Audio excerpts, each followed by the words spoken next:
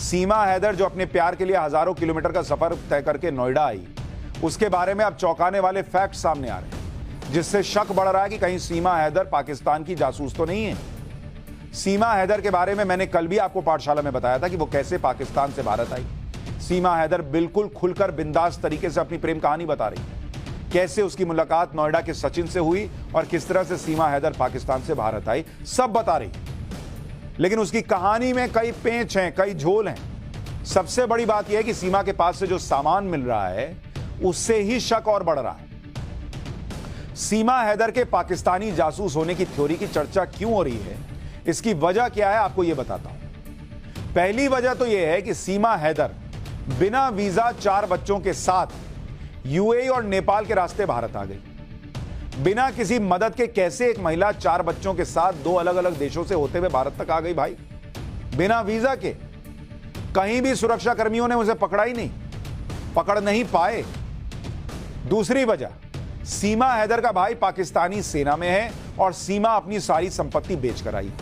क्या सीमा को पाकिस्तानी सेना की तरफ से भारत में ट्रांसप्लांट किया गया है जिससे वो भारत की जासूसी कर सके?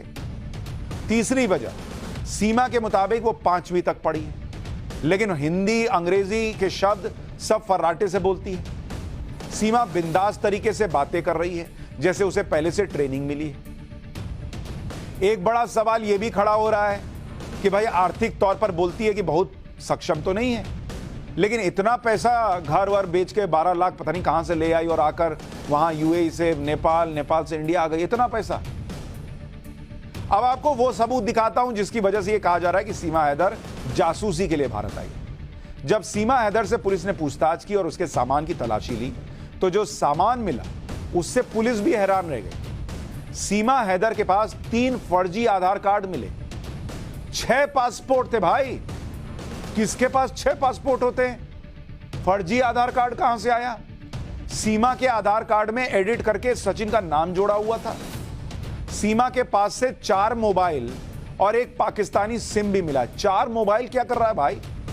सीमा के मोबाइल से ज्यादातर चैट डिलीट किए जा चुके हैं। चैट क्यों डिलीट किया? कहानी तो तुम ढिंडोरा पीट के बता रही हो कि मुझे प्रेम हो गया, मैं आ गई। चैट क्यों डिलीट कर दिया? फिर 2 वीसीआर कैसेट मिली है जो सीमा की शादी की कैसेट्स हैं। सीमा के 4 बच्चों के जन्म प्रमाण पत्र मिले हैं। सीमा को कंप्यूटर ऑपरेशन और इंटरनेट के बारे में भी अच्छी जानकारी है। यह वो सामान है जो इस पूरी कहानी को अलग ट्विस्ट दे रहे हैं। आखिर सीमा के पास 3 फर्जी आधार कार्ड और 6 पासपोर्ट क्यों थे? इसके अलावा सीमा की लॉजिकल पावर भी बहुत ज्यादा है। वो वकीलों की तरह तर्क करती है, बोलते समय हिचकती नहीं है। इन सारे सवालों के जवाब पुलिस भी खोज रही है कि जितना सामान्य ये केस दिखाया जा रहा है उतना है भी या नहीं। सीमा हैदर बार बार ये कह रही है कि वो अपने प्यार के लिए भारत आई, उनका इरादा सिर्फ सचिन के साथ जिंदगी गुजारना है। लेकिन सीमा हैदर अपने मोबाइल से जुड़े सवालों के जवाब नहीं दे पा रही। सीमा हैदर का एक फोन टूटा हुआ है। सीमा पाकिस्तान में इसी फोन का इस्तेमाल करती थी। यह इत्तेफाक है कि जिस फोन का इस्तेमाल पाकिस्तान में करती थी वही टूट गया। यह मोबाइल कैसे टूटा, इसे तोड़ा गया है और मोबाइल में ऐसा क्या है कि इसे तोड़ना पड़ा, इसका जवाब वो नहीं दे पा रही ढंग से। सीमा हैदर जब नेपाल पहुंची तो वहां उसे सिम कार्ड कैसे मिल गया भाई? सीमा हैदर ने अपने मोबाइल से चैट हिस्ट्री क्यों डिलीट की?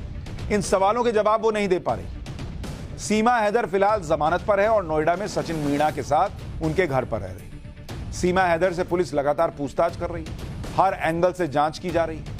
आज भी यूपी पुलिस सीमा हैदर से पूछताछ करने के लिए नोएडा में सचिन मीणा के घर पहुंची। पुलिस ने काफी देर तक सीमा हैदर से पूछताछ की। पाकिस्तान से भारत आने में सीमा की मदद किसने की? सीमा के भाई पाकिस्तानी सेना में किस पद पर हैं? क्या सीमा उनके संपर्क में है?